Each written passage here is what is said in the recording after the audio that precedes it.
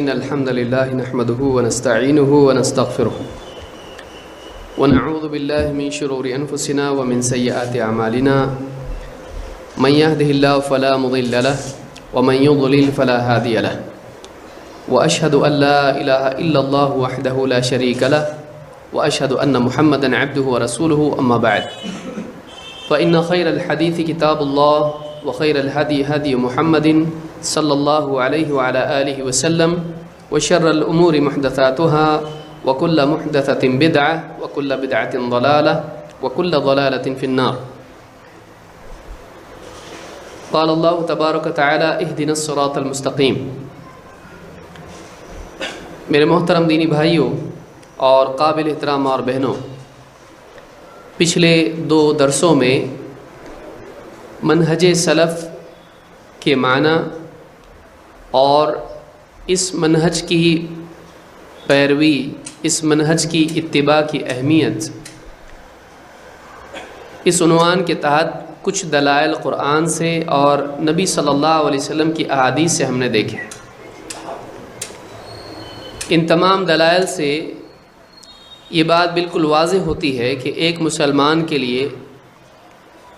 سب سے پہلی چیز یہ ضروری ہے کہ وہ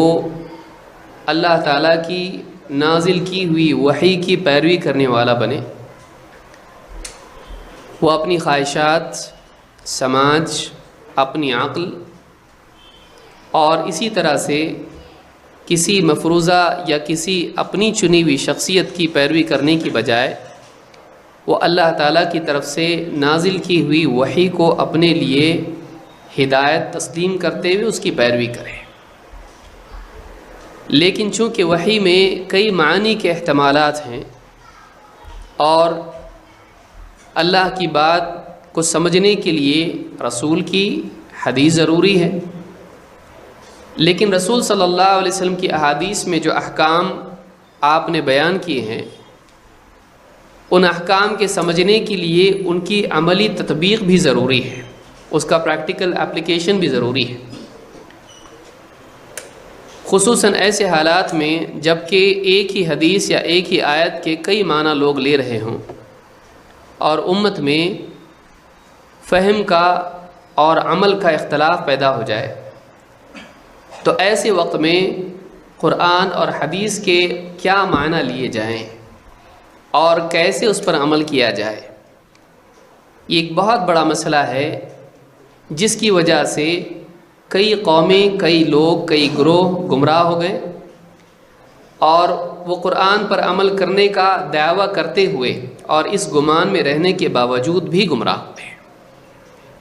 لہٰذا یہ ضروری ہے کہ اللہ رب العالمین نے قرآن اور سنت پر سب سے پہلے عمل کرنے کے لیے جس گروہ کو چنا، جن کو ہم صحابہ کہتے ہیں، اس گروہ کو دیکھا جائے کہ انہوں نے اللہ کی کتاب اور نبی صلی اللہ علیہ وسلم کی خطاب کو کیسے سمجھا اور کیسے اس پر عمل کیا۔ اگر ہم اس گروہ کو درمیان سے نکال دیتے ہیں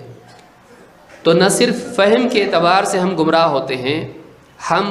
فی نفس ہی متن کو بھی غیر معتبر قرار دینے کے مرتکب ہوتے ہیں۔ اگر آپ صحابہ کو رد کر دیں تو قرآن آپ کے پاس کیسے آیا اور نبی صلی اللہ علیہ وسلم کی حدیث آپ کے پاس کیسے آئی؟ نہ صرف اس کا سمجھنا مشکل ہو جائے گا بلکہ اس کا قبول کرنا بھی مشکل ہو جائے گا۔ لہٰذا علم کے نقل کرنے کے لیے صحابہ کو اللہ نے چنا اور اسی طرح سے اس علم کو سمجھ کر اس کے اوپر عمل کرنے کے لیے اور عملی نمونہ بننے کے لیے بھی اللہ تعالیٰ نے صحابہ کو چنا۔ یہ ہمارے سلف ہیں اور پھر وہ لوگ ہیں جو ان کے راستے پر چلے، ان کی پیروی انہوں نے بہترین طور پر کی اور اس کی دلیلیں ہم پچھلے درس میں تفصیل سے دیکھ چکے ہیں۔ اور بھی کئی دلائل ہیں، اگر ہم انہی دلائل کو دیکھتے رہیں تو بہت وقت نکل جائے گا، اس لیے کہ علماء نے اس باب میں بہت کچھ کہا ہے اور مستقل کتابیں بھی لکھی ہیں۔ آج ہم ایک دوسرا نقطہ، اس کے آگے کا جو نقطہ ہے اس سے شروع کریں گے۔ پچھلے درس میں 2 درسوں میں ہم نے پہلا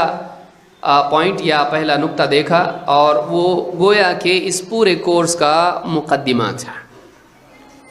کہ آگے آنے والی باتیں سمجھنے کے لیے یہ ضروری ہے کہ ایک آدمی جب اس عنوان کے تحت سیکھ رہا ہے منہج سلف، تو اس کو منہج کے معنی بھی معلوم ہو اور سلف کے معنی معلوم ہو، پھر اسی کے ساتھ ساتھ اس منہج کی یا سلف کی پیروی کی اہمیت اس کو معلوم ہو، اور اس کے بالعکس کی گمراہی اور نقصان اس کے سامنے ہو۔ تو یہ اگر ہوگا تو آنے والی باتوں پر عمل کرنا آسان ہوگا۔ اگر کسی انسان کے سامنے منہج سلف کی اہمیت